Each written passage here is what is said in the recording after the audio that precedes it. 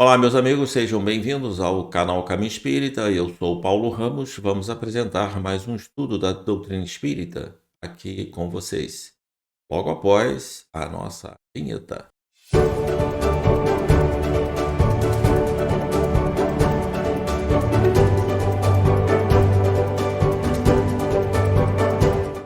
Hoje estudaremos a ciência e o espiritismo. Como vocês olham ali, vocês podem ver, está no livro dos Espíritos, Introdução ao Estudo da Doutrina Espírita. Importante essa introdução, que nos dá uma visão do que nós vamos estudar no Livro dos Espíritos.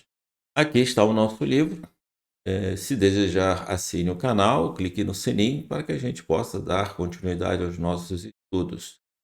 A melhor tradução do Livro dos Espíritos, da codificação, por assim dizer, é de Herculano Pires, da editora Láquia.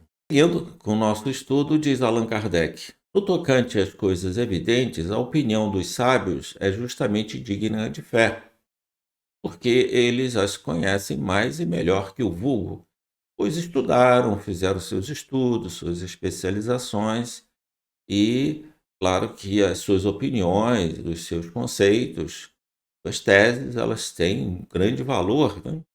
Gostaríamos de ser considerado um sábio também, mas não está ainda no nosso tempo. Então, esses sábios, eles conhecem melhor do que nós todas essas teorias, né, e esses fundamentos. Mas no tocante a princípios novos, diz Allan Kardec, há coisas desconhecidas, a sua maneira de ver não é mais do que hipotética, porque eles não são mais livres de preconceitos que os outros. Aí entra o orgulho, né? Muitas das vezes esses preconceitos estão misturados ao orgulho. Então, nesses princípios novos que a ciência espírita, espiritismo, por assim dizer, é uma ciência nova, é a última ciência, como diz Herculano Pires, que chegou até nós no século XIX, ela é desconhecida por muitas pessoas. E as faculdades, os acadêmicos, eles com seus preconceitos e, entre aspas, com seus orgulhos, eles não aceitam essas orientações, porque muitas das vezes não aceitam a alma, a sobrevivência do espírito, a sobrevivência da alma, né, após a morte. Para eles é o nada. Diz ainda Kardec: direi mesmo que o sábio terá talvez mais preconceitos que qualquer outro, pois uma propensão natural o leva tudo a subordinar ao ponto de vista de sua especialidade. O químico, o astrônomo, o matemático, o físico vai tender a fazer as suas considerações a respeito daquilo que ele se especializou.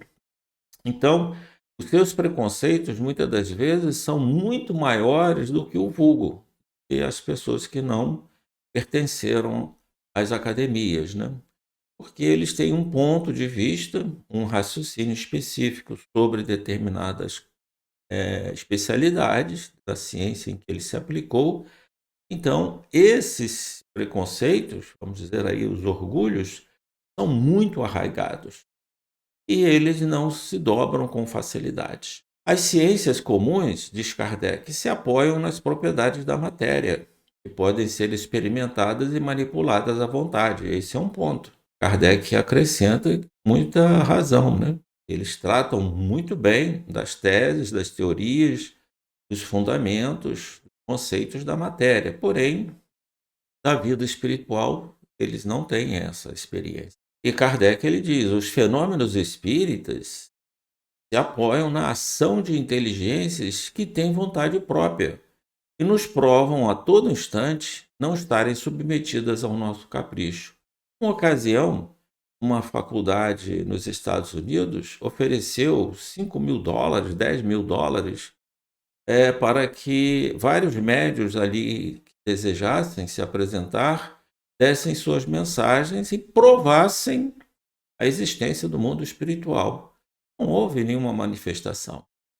Vários tentaram, ficaram horas lá esperando, né, os espíritos se manifestarem, e pela própria vontade deles, E pela designação e determinação de Deus, essas mensagens não foram ali apresentadas, porque eles não estão sobre a nossa vontade. Oferecer um ganho financeiro para que provem a existência.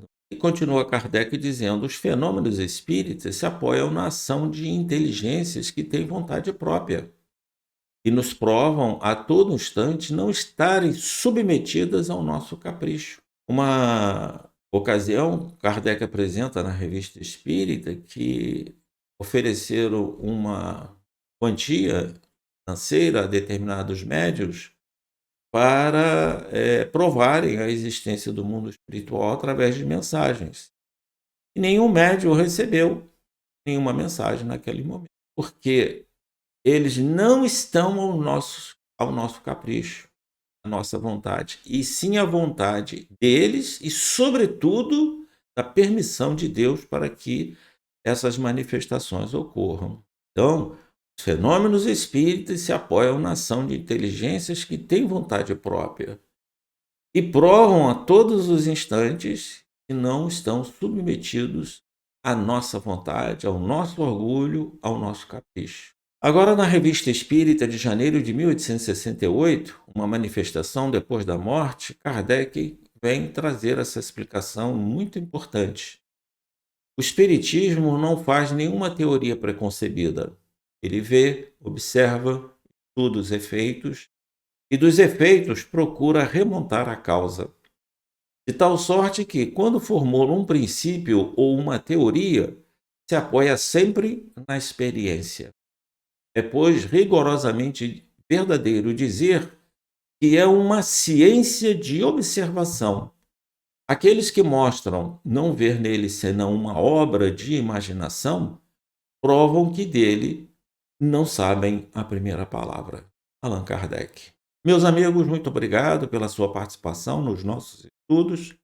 Voltaremos mais uma vez aqui, junto com vocês, estudando esta doutrina que nos ensina a verdade através da última ciência que Deus nos ofereceu para conhecer as suas leis.